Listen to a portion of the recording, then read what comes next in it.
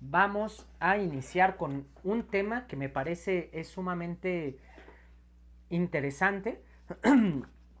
Es muy difícil que no haya un socialista mexicano que no se inspire, que no vea como un referente de una u otra forma a personajes como Ricardo Flores Magón y todo el movimiento magonista que estuvo en torno a este personaje, el Partido Liberal Mexicano. Son historias de sacrificio muy apasionantes, eh, y de también una convicción revolucionaria sumamente fuerte, ¿no? Por parte de estos camaradas. Y es importante reflexionar sobre estos acontecimientos. Muchas veces se piensa que las ideas del socialismo son ideas que vienen de fuera, que no están incrustadas también dentro de la raíz de la tradición revolucionaria mexicana, y realmente no es así, ¿no? El magonismo muestra de manera muy clara que esto está presente. Obviamente no, México no es una isla, y estas ideas revolucionarias socialistas estuvieron también presentes en torno a un movimiento internacional de los trabajadores en defensa de estas ideas, ¿no?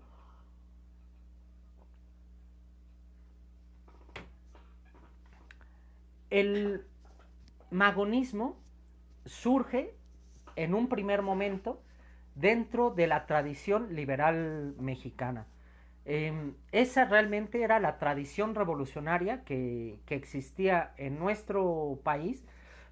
Lo vimos en la independencia con Morelos, con Hidalgo, que eran personajes que estaban muy instruidos en torno a las ideas de la Revolución Francesa, pero que también reivindicaron demandas de las propias masas populares que se levantaron en armas junto con estos personajes, ¿no? Eh, y la reforma, esta generación de reformadores que combate, que expulsa a Santana, que combate a la intervención francesa, que instaura una constitución liberal, eran también un elemento de referencia importante al respecto, ¿no? Es eh, significativo que en 1892, y después entraremos a hablar de esta generación de 1892, se desarrolla un movimiento estudiantil, y la primer gran manifestación que realiza este movimiento decide hacerlo partiendo de la tumba de Benito Juárez, ¿no? Eh, Cuando el propio presidente Porfirio Díaz venía también de ese proceso de la reforma, pero refleja en gran medida cómo había un distanciamiento muy grande entre lo que se había construido en torno a Porfirio Díaz y el propio proceso de reformadores, ¿no? Y sobre todo el ala izquierda de los reformadores, que algunos historiadores suelen llamarle los reformadores sociales, que sí llegaron a plantear de manera clara derechos para las mujeres, derechos para indígenas, para campesinos, y la igualdad general de los seres humanos, etcétera, ¿no? Lo que vimos con el juarismo, y no queremos tampoco decir una cosa distinta, lo que vimos en el juarismo realmente fue una revolución burguesa importante que, ante la ausencia de una burguesía sólida en el país, al final sí evoluciona, con Juárez teniendo sus primeros síntomas, pero ya de forma muy descarada con Porfirio Díaz. Se ve la necesidad de tener un gobierno centralizado, muy firme, que pueda llevar adelante una serie de tareas que la burguesía no era capaz de realizar, ¿no? Y que el propio Porfirio Díaz y tampoco fue capaz de realizar por sí mismo, sino que se tuvo que subordinar en gran medida a el capital imperialista, que eran los que realmente pudieron invertir en el país, generar el ferrocarril, generar las industrias mineras, etcétera, etcétera, ¿no? y al final este gobierno de Porfirio Díaz estaba sumamente atado al capital internacional, tenía una cierta independencia política por todo el proceso del cual se venía, este, pero que también cualquier tipo de disidencia eh, era machacada, era aplastada, ¿no? Claro, podían llegar a acuerdos dentro de la propia cúpula gobernante, pero finalmente cualquier otro contexto, luchas obreras, campesinas, disidentes políticos que se salían del carril, pues eran aplastados con suma brutalidad, ¿no? Y en el año 1892 lo que ocurre es que Porfirio Díaz se consolida ya como dictador en el país, ¿no? Estamos hablando ya de que hace toda una serie de cambios constitucionales, se reelige y ya no hay un límite de reelección en términos reales para que él pueda seguir gobernando de manera perpetua durante el resto de sus vidas, ¿no? En ese año se empiezan a desarrollar o vemos un auge más bien de luchas campesinas, de insurrecciones muy relevantes, y podríamos destacar el caso de Tomochi, en donde también aquí viene el capital imperialista que va arrebatando los recursos naturales a las comunidades entran en conflicto y finalmente se sublevan, ¿no?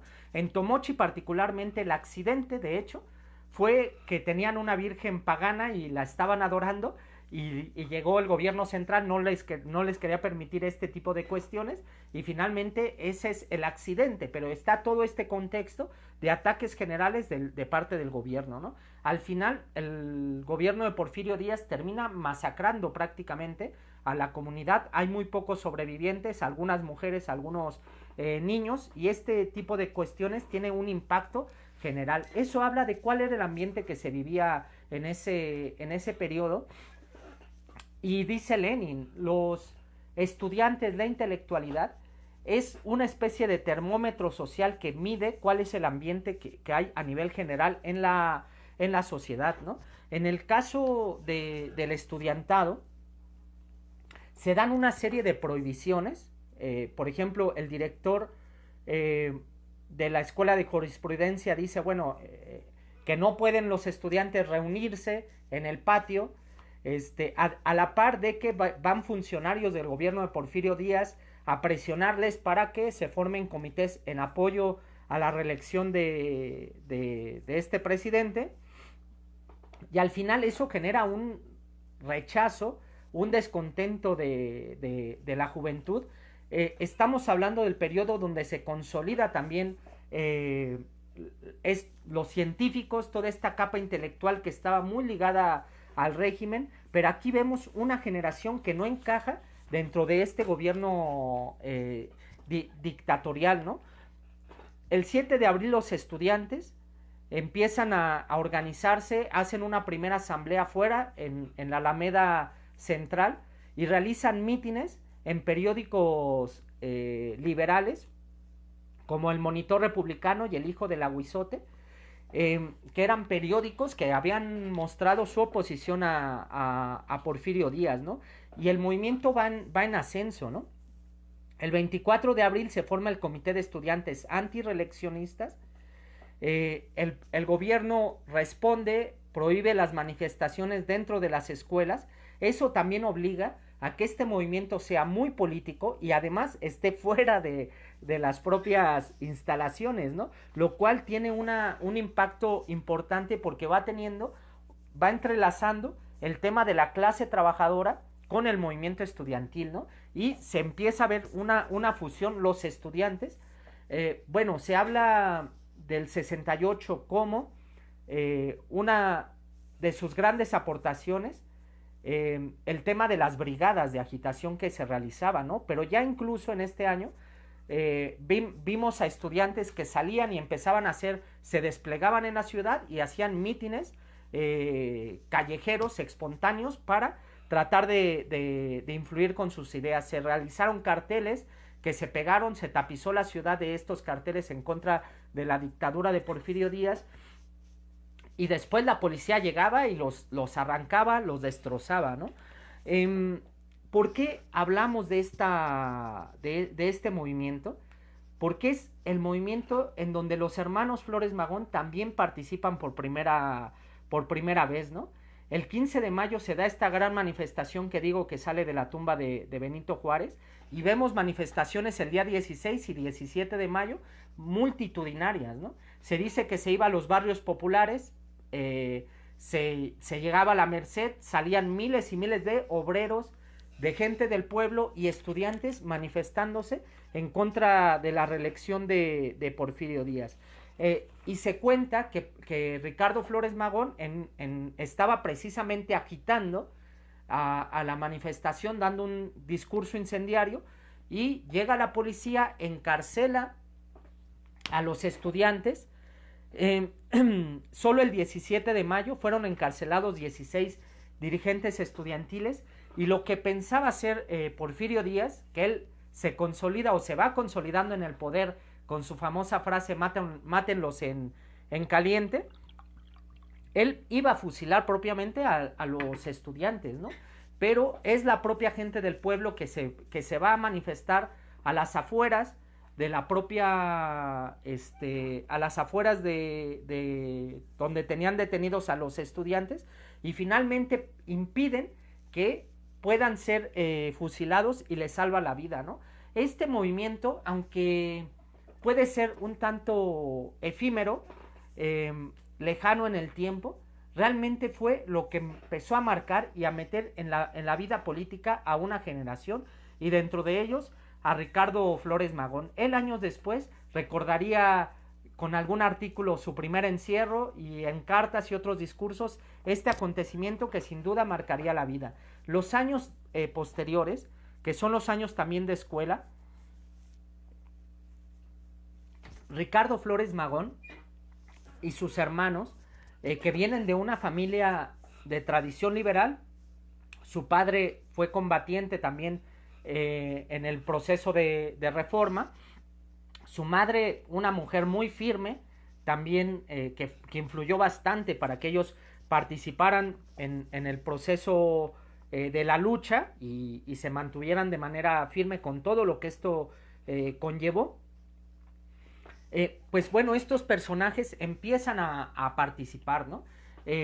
Dentro de la bohemia, dentro de un ambiente político que se estaba fermentando, y que incluía también el tema de tradiciones liberales que se habían mantenido, ¿no? Como por ejemplo el tema de periódicos de oposición.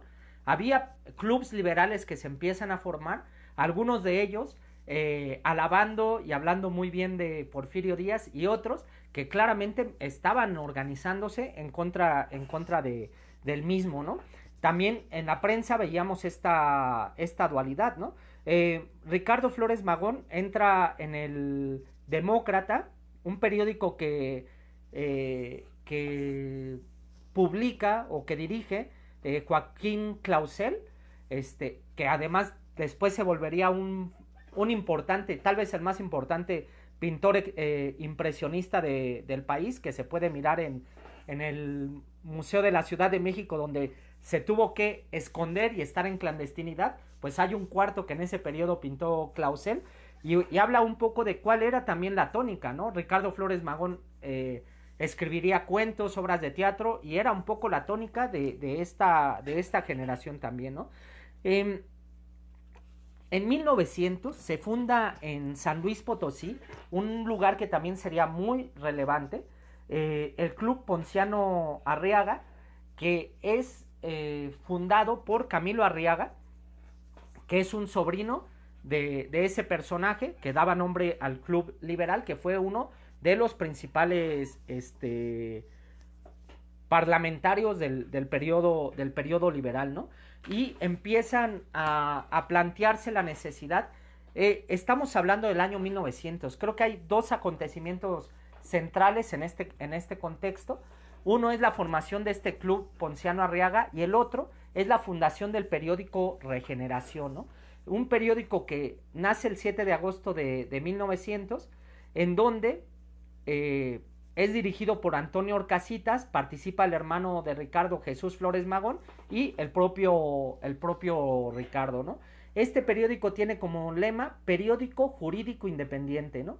Y después su fundador, Antonio Orcasitas, es encarcelado, la dirección del periódico cae sobre los hermanos Flores Magón, y ellos están en un proceso de radicalismo más fuerte, ¿no? Incluso de algunos opositores un poco mayores que ellos, ¿no? Y cambian el nombre a Regeneración como periódico de combate, ¿no? El papel de la prensa es fundamental, ¿no? Estamos hablando, es fundamental a pesar de que hay un gran analfabetismo, es sin poquito menos del 18% de la gente que sabe leer y escribir, y por eso el gobierno de Porfirio Díaz más o menos tolera este tipo de prensa. Sin embargo, sí vimos episodios de persecución, de encarcelamiento que sufrirían los hermanos Flores Magón, y también periodos incluso de asesinatos contra algunos opositores que tenían como tribuna la propia prensa, ¿no?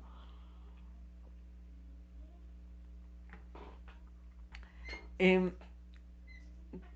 lo que hacen los hermanos Flores Magón es utilizar este periódico que tiene un discurso fresco, un discurso muy combativo y que empieza a convertirse en un referente, y los artículos de Ricardo a ser reconocidos también entre la gente, los jóvenes que estaban queriendo luchar en contra de este régimen, ¿no? El, el Comité Ponciano Arriaga, el Club Ponciano Arriaga, hace un llamado a realizar un congreso liberal en el país. Este se realiza en 1901, en febrero, tiene 50 delegados, dentro de ellos está el propio Camilo Arriaga, Juan Saravia, Soto y Gama, Librado Rivera, Ricardo Flores Magón, gente que jugaría un papel muy relevante. Aquí Ricardo Flores Magón fue electo delegado justamente por sus artículos, y alguna gente le reconoce y lo pone como delegado, ¿no? En ese congreso da un discurso todavía desde una óptica muy legal, pero muy clara y directa contra el dictador, contra Porfirio Díaz, ¿no? Hay que decir que se reconoce a la Constitución de 1957 como un referente, la Constitución juarista, y se dice que Porfirio Díaz está rompiendo con toda esa legalidad que viene detrás, ¿no? Después de este Congreso Liberal viene una enorme represión contra el Club Ponciano Arriaga, contra clubs en Nuevo León, etcétera, etcétera. Hay encarcelamientos. Bueno, ya desde 1901, el 22 de mayo, Jesús y Ricardo Flores Magón son encarcelados en la cárcel de Belém, que es una cárcel terrible, ¿no? Del régimen de Porfirio Díaz. Y al final es acosado el naciente Partido Liberal Mexicano, ¿no? De hecho, ellos intentan realizar un segundo congreso y no lo pueden hacer en términos concretos por el tema de la represión, ¿no? Hay una foto muy famosa en donde del 5 de febrero de 1903, en donde están afuera de uno de estos periódicos opositores, que es el periódico El Hijo del Aguizote, con una manta que dice la Constitución ha muerto, ¿no? Y ahí están los liberales finalmente pues dando la batalla. La represión llega a tal nivel que tienen que exiliarse muchos de estos revolucionarios a Estados Unidos. Los en Estados Unidos había un movimiento muy fuerte, que eran los trabajadores industriales del mundo, con ideas anarquistas, socialistas, y ideas que ya Ricardo Flores Magón, que sus compañeros estaban estudiando, leyendo, finalmente ahí se arraigan de manera más fuerte y van evolucionando hacia el socialismo de manera muy firme, muy clara, ¿no? Los liberales empiezan a establecer un debate. Hay que decir que el liberalismo en general lo que plantea es el tema de la igualdad de derechos en las leyes, ¿no? No forzosamente en la vida real, ¿no? Y ahí hay un conflicto en la elaboración de este programa del Partido Liberal Mexicano entre Camilo y Arriaga y Ricardo Flores Magón. Es ese, ¿debe de haber igualdad legal o debe de haber igualdad social? ¿En qué se debe de limitar el tema de el programa? ¿En regresar a la Constitución, en modificar las leyes o en luchar por las mejoras concretas que tienen obreros, campesinos, la gente normal que está sufriendo dentro de la dictadura de Porfirio Díaz, ¿no? Y al final, el ala de Ricardo Flores Magón gana, que es el ala más a la izquierda, y terminan estableciendo un programa que se aprueba en 1906, que es reconocido como el mejor programa que se hizo antes de la revolución de 1910, ¿no? Incluso mejor que otros que surgieron después, ¿no? Y se establecen el tema de la democracia real, la libertad de expresión, derecho a la educación y el promulgar porque la población pudiera educarse, demandas obreras como el pago justo a los trabajadores, jornadas de 8 horas, repartición de grandes latifundios, la formación de un banco agrícola, es decir, demandas para los campesinos. Y no es un programa que plantea el socialismo todavía, pero que sí empieza, es un salto, un punto de inflexión muy importante en este contexto, ¿no? Regeneración, que ya se había convertido en el periódico oficial del Partido Liberal Mexicano, saca un tiraje especial de 250,000 ejemplares, promoviendo este programa. Además, 500,000 de cartelones con el programa que se pegaron a lo largo y ancho del país, en todos los lugares donde ellos pudieran.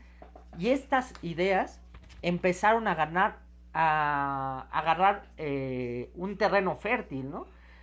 Y sobre todo también dentro de la clase trabajadora, ¿no? Se empiezan a formar clubs liberales dentro de la clase trabajadora, y de forma muy pronta el Partido Liberal Mexicano se ve inmiscuido en luchas obreras fundamentales, ¿no? No solamente fueron estas, pero las más representativas, y no solamente hicieron trabajo obrero ahí, pero las zonas más representativas es Río Blanco y La Rosita y toda esta parte de las textileras de Veracruz, y las mineras de Cananea, ¿no? Al norte del país, ¿no? En el caso de Río Blanco, se constituye el Gran Círculo de Obreros Libres de Río Blanco. Había condiciones laborales terribles, semi-esclavas. Sabemos de los salarios de miseria, sabemos también de un sistema, bueno, el sistema de tiendas de raya, donde tú tenías que comprar tus productos en la propia tienda del patrón, y al final terminabas endeudado porque el salario no te alcanzaba y porque había un sistema de multas que por una falta o porque por el cansancio cometiste un error o lo que fuera, terminabas sumando deudas, al grado de que tú estabas completamente atado al tema de la fábrica, ¿no? Y es interesante cómo estas huelgas al final van contra las tiendas de raya primeramente, las queman, dejando de lado pues esta forma de prácticamente esclavitud que mantenía a la clase obrera, con jornadas laborales perpetuas y salarios de miseria, ¿no? Es justamente eso lo que empieza a hacer que los obreros se organicen, y es importante ver cómo lo hacen, ¿no? Lo hacen de manera clandestina y colectiva, ¿no? El primer dirigente de este círculo muere por enfermedad. Eso obliga a otros compañeros a asumir el tema de la dirección. Estos compañeros son reprimidos, tienen que huir de esa legalidad. Otros compañeros tienen que asumir el tema de la dirección, de tal forma de que la organización se pueda convertir en algo más fuerte que los propios individuos, ¿no? Y me parece que esta experiencia de Río Blanco es sumamente poderosa, ¿no? Aquí de manera local sacaron un periódico que se llamó Revolución Social primeramente, Este, después se cambia su nombre a Unidad Obrera, si no me equivoco. Y el papel de la prensa permite dar orientaciones, explicar problemas más profundos al trabajador, pero también llevar esas ideas a otras fábricas, a otros centros de trabajo, ¿no?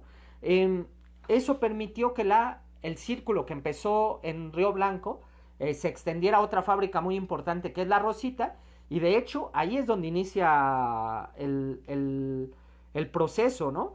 El 22 de octubre de 1906, los obreros de esta fábrica de La Rosita se van a huelga, se van 20 días a huelga, y después esta huelga empieza a tener eco en otras fábricas, ¿no? El 3 de diciembre de 1906, esta huelga se extiende a Tlaxcala, Orizaba. Al final, el movimiento es como pólvora encendida.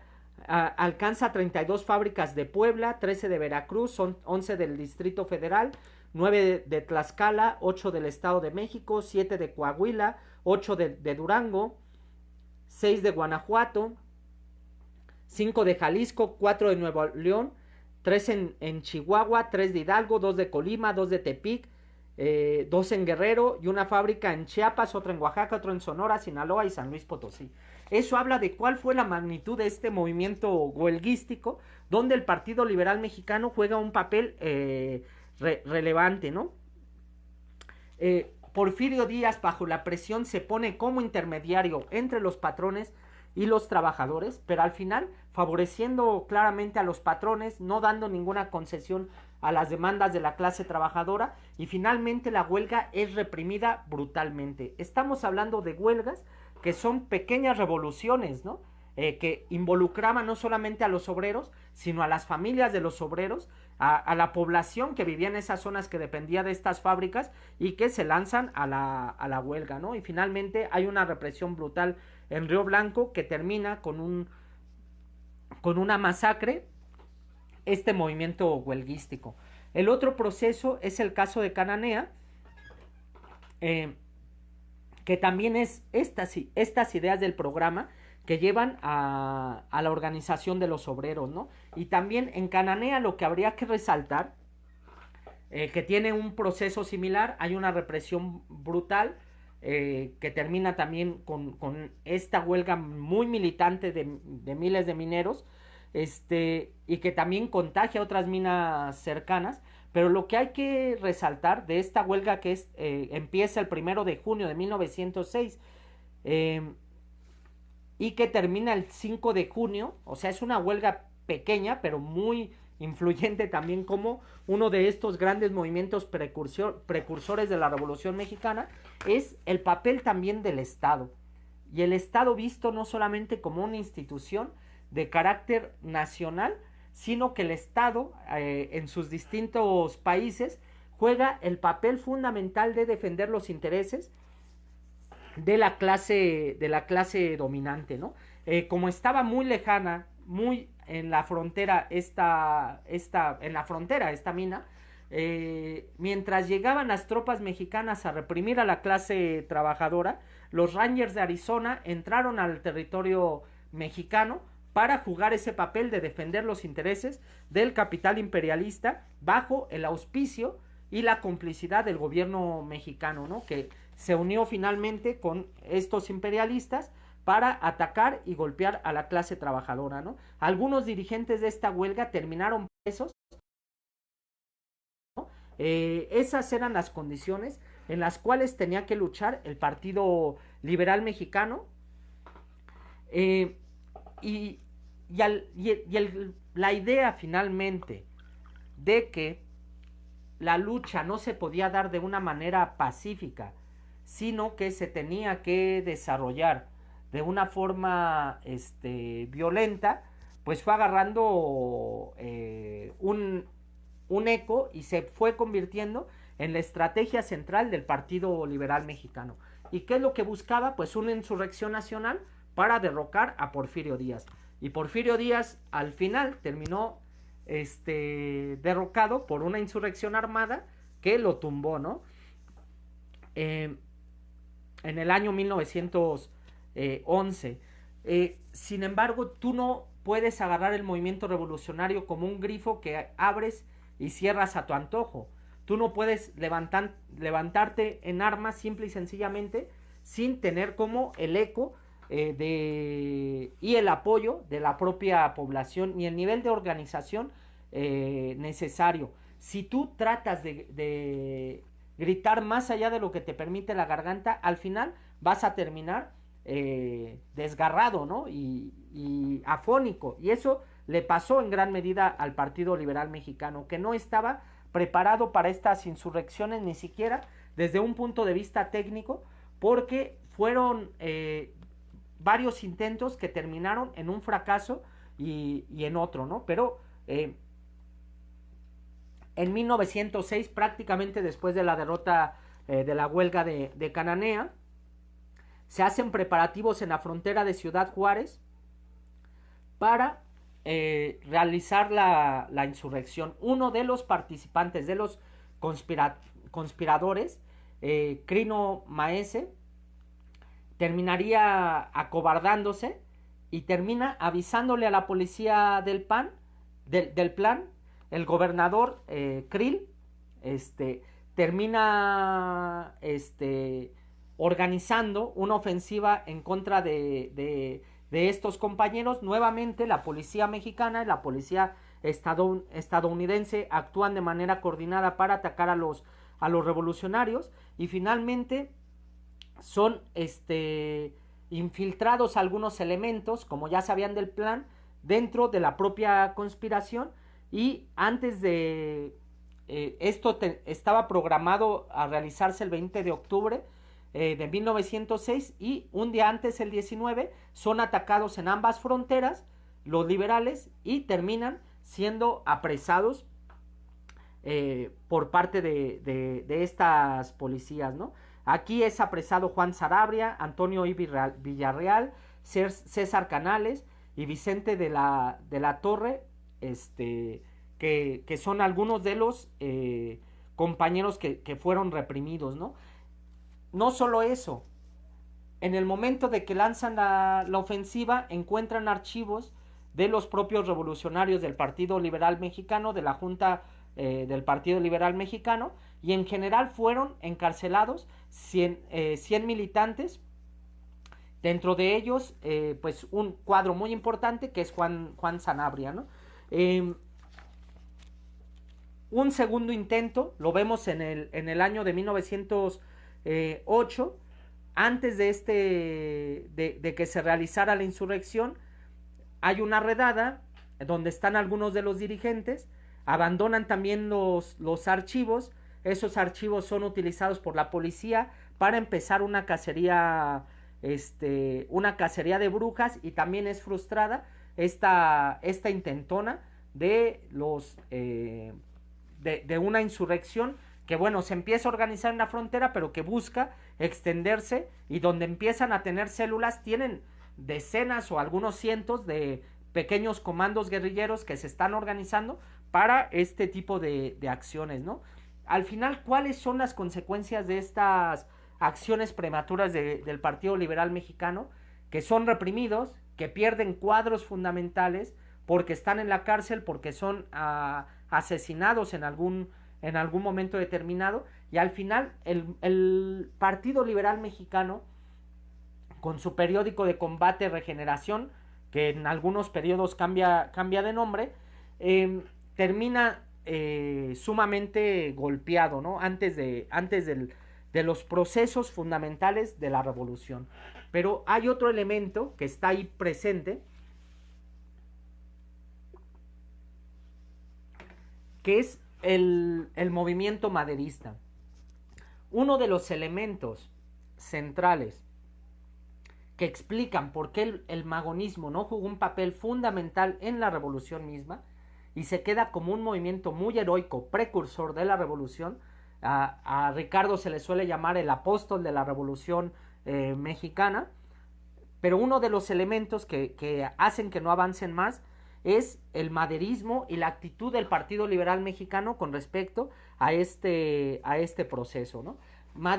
Francisco I. Madero, era un burgués que había sido expropiado, que no había participado, que no tenía su familia una participación en la vida política del país, que tenían un poder económico importante, pero estaban excluidos del poder político, ¿no?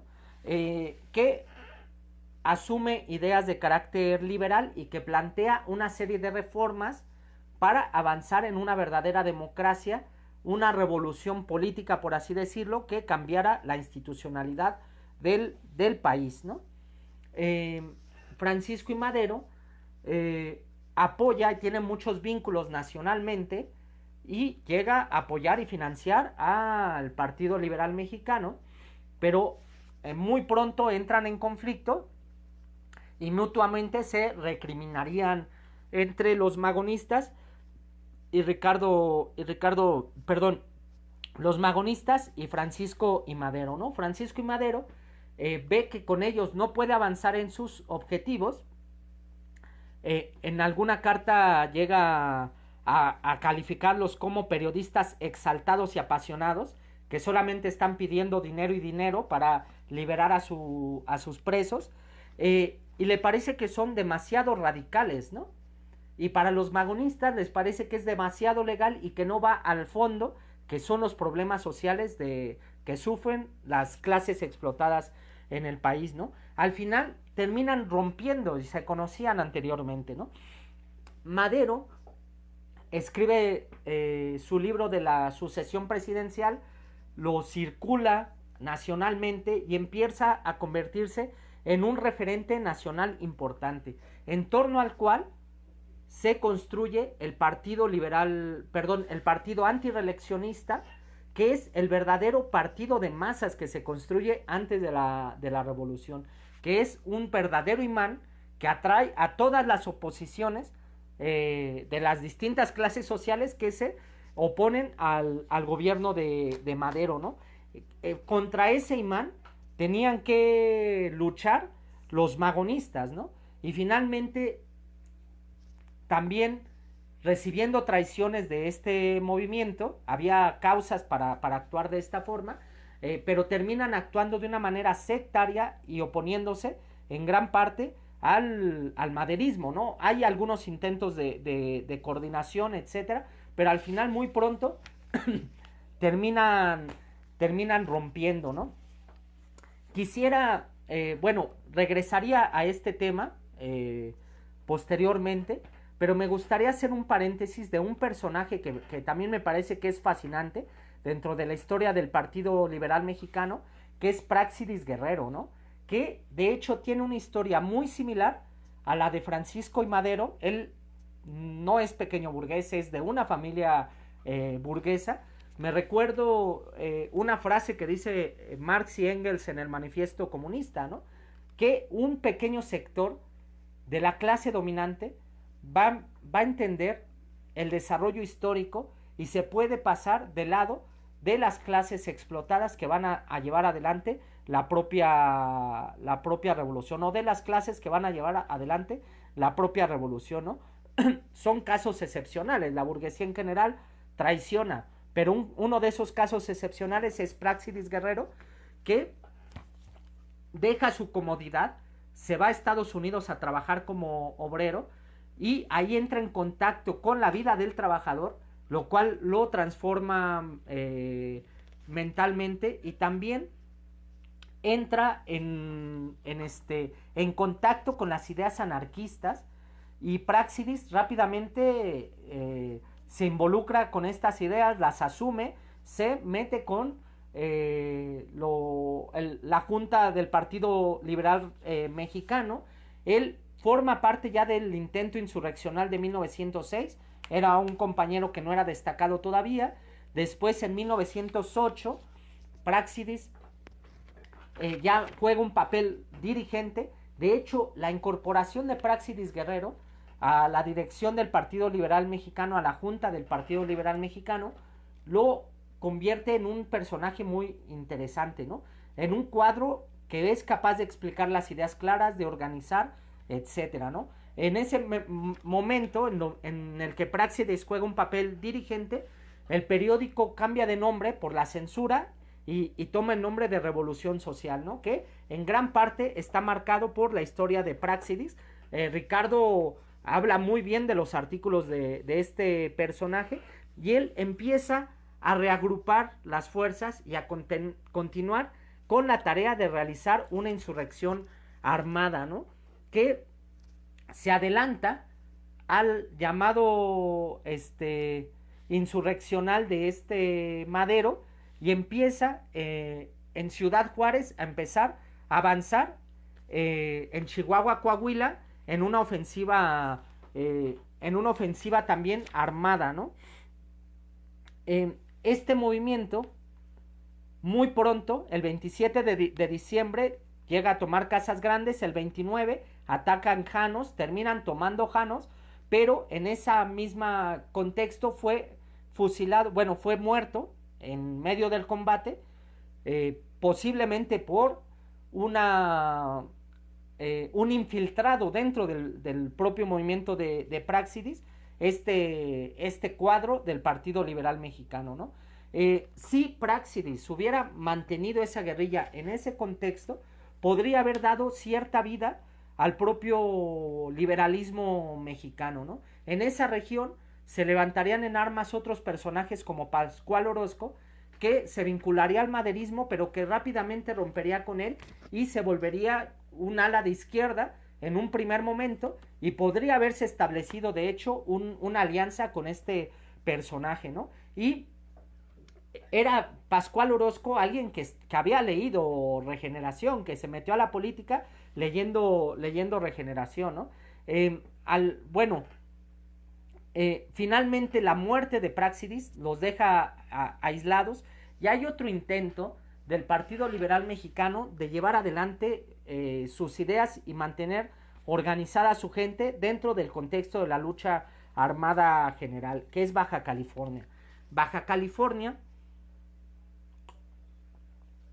es una especie de sueño socialista magonista, ¿no? Estando a 2.500 kilómetros de la Ciudad de México, se quería instaurar ahí un gobierno anarquista, un gobierno socialista, que a partir de allí extendiera sus influencias seguramente a los dos lados de la frontera de Estados Unidos y México, ¿no? Ahí participa Jesús María Rangel, llegan a tomar primeramente Mexicali, llegan a tomar Tecate, llegan a tomar Tijuana, y dentro del contexto de lucha contra Porfirio Díaz, ¿no? Pero aquí el elemento también, otro elemento central, es el tema del maderismo y la actitud que se tiene hacia de él, ¿no?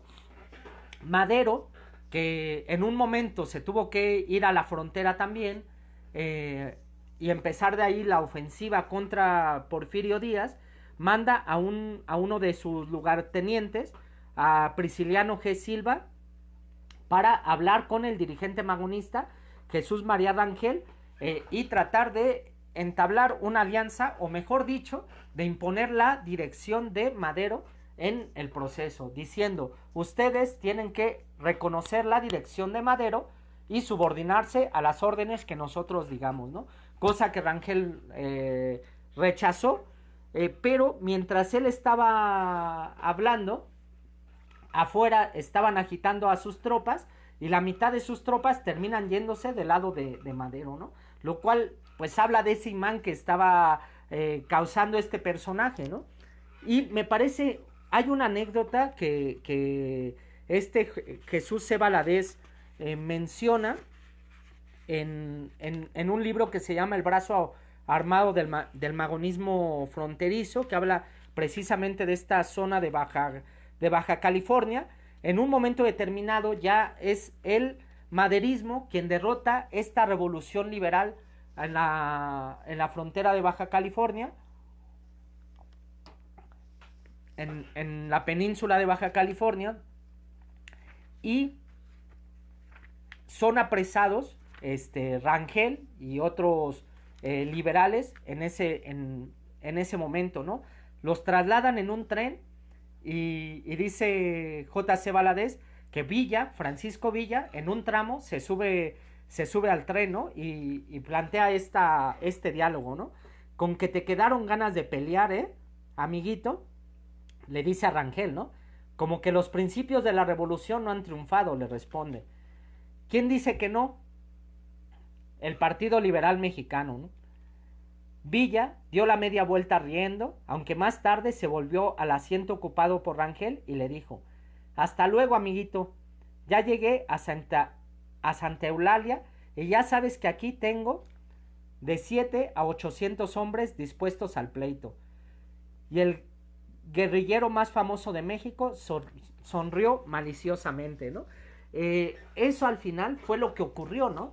El magonismo fue visto en un momento determinado como un enemigo de un proceso que apenas estaba surgiendo, que no era completamente maduro, pero que tenía grandes ilusiones para las masas que estaban entrando en el proceso y en la vida política, ¿no? Y que habían tumbado un dictador y que se avecinaba un periodo de democracia donde las cosas iban a mejorar e iban a cambiar, ¿no? Al final, Francisco Villa terminaría girando tan a la izquierda que llevaría adelante algunas de las ideas que los magonistas estaban propugnando, ¿no? Y después de que prácticamente estaban derrotados los magonistas, ellos lanzan un manifiesto que es, creo que, uno de los textos más importantes del Partido Liberal Mexicano, el manifiesto del 23 de septiembre de 1911, en donde leo solamente la parte final, pero es un manifiesto que va mucho más allá que el programa de 1906 del Partido Liberal Mexicano, en donde ha evolucionado las ideas y plantean una clara lucha contra la propiedad privada y contra el Estado, contra la autoridad, como decían, y contra pues el sistema imperante, ¿no? Y dice este manifiesto, ¿no?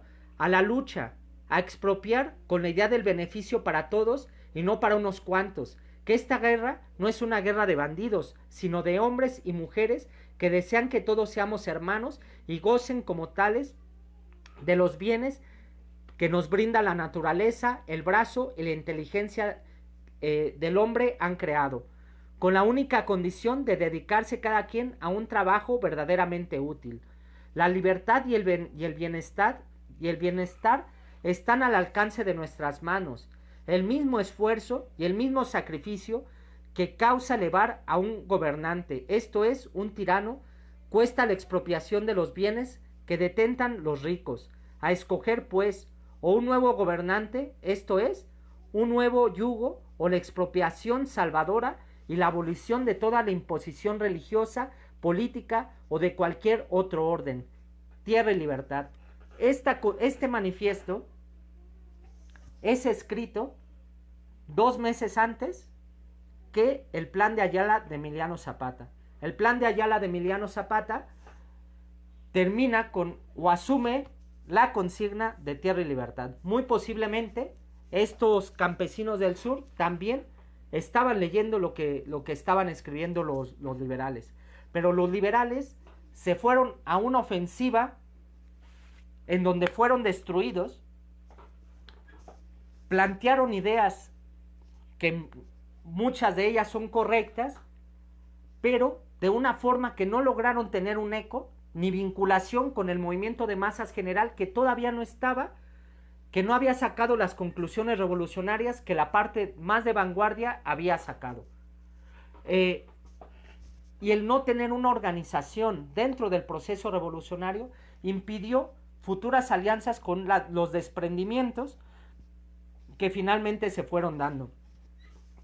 El zapatismo en el sur, Pascual Orozco, o en el futuro la división del norte con Francisco Villa, ¿no? Los hermanos Flores Magón mantuvieron el tema del debate político, Ricardo. Por eso este poema de Bertolt Brecht creo que es muy adecuado para este personaje como Ricardo, como Librado Rivera, que dice que, bueno, hay hombres que luchan muchos años y pueden ser muy buenos, ¿no? Pero hay quienes luchan toda la vida y esos son los imprescindibles, ¿no? Y Ricardo Flores Magón, de cárcel en cárcel, de persecución en persecución, terminó prácticamente ciego, escribiendo, leyendo, dio su vida a esta causa, ¿no? Pero tenemos que aprender de los errores sectarios, de los errores anarquistas que también tenía el propio Ricardo, un personaje que era un anarquista poco ortodoxo, hay que decirlo, que tenía una organización centralizada, que sacaba un periódico que era muy similar a lo que hizo Lenin, que tenía un partido político, que son ideas que los anarquistas en general no defienden, y que era ante todo un revolucionario que buscaba la revolución. Sus errores los llevaron también a sectarismo, lo llevaron a duras rupturas a lo interno de su propia organización, a quedar debilitado también por decisiones amargas. Pero si algo podemos recordar, incluso Ricardo, ya a poco tiempo de que se había conseguido que pudiera salir de su último encarcelamiento en los Estados Unidos, fue estrangulado, fue asesinado dentro de la propia cárcel. Su compañero de batalla, Librado Rivera, llega a México y lanza una ofensiva contra una revolución que no le pertenecía, con la cual no creía. Y empieza a organizar obreros, empieza a organizar periódicos, empieza a recibir encarcelamientos del gobierno de la revolución, y finalmente se les puede criticar muchas cosas a estos compañeros, ¿no? Pero su determinación, su coraje y su consecuencia revolucionaria creo que deben de ser ejemplo para todo, ¿no? Y creo que en muchos sentidos esta revolución frustrada de los magonistas se debe también a errores políticos, estratégicos, a la falta de los cuadros, a tener un partido como lo tuvieron los propios bolcheviques, ¿no? En estos años también, en los que Ricardo Flores Magón vivía, triunfa la revolución en Rusia en 1917, y lo que hace Ricardo es saludar esta revolución. La saluda y plantea que es el inicio de la revolución mundial, ¿no? Eso habla de este personaje. Pero justamente esa revolución triunfó porque el partido bolchevique tuvo la firmeza en los principios, pero la suficiente flexibilidad táctica. Supo trabajar ahí en organizaciones reformistas y supo ganar a las masas a sus propias ideas, ¿no? Supo dar la batalla e ir al combate, y también supo retroceder. Un ejército que solo va a la ofensiva, terminará siendo derrotado, ¿no? Y supo ir construyendo el partido, el instrumento, para finalmente tomar el poder, ¿no?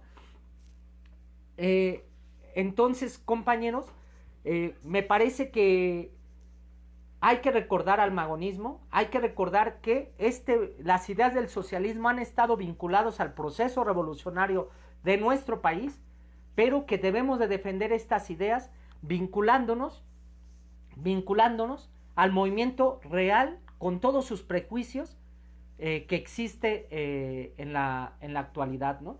Y yo creo que esas son las lecciones, porque tenemos que reconstruir un partido socialista en nuestro país, un partido revolucionario que aspire no solo a un cambio de régimen, sino a un cambio de sistema del orden establecido, que acabe con la autoridad actual, que nosotros creemos debe de construir una autoridad de los trabajadores para que imponga su programa, imponga esa sociedad de igualdad a la cual aspiramos y por la cual luchó estos personajes del Partido Liberal Mexicano, ¿no? Y bueno, bajo esta inspiración, bajo estos compañeros que tenemos detrás de nosotros continuaremos la batalla para terminar las tareas que aún están pendientes. Bueno, gracias, compañeros.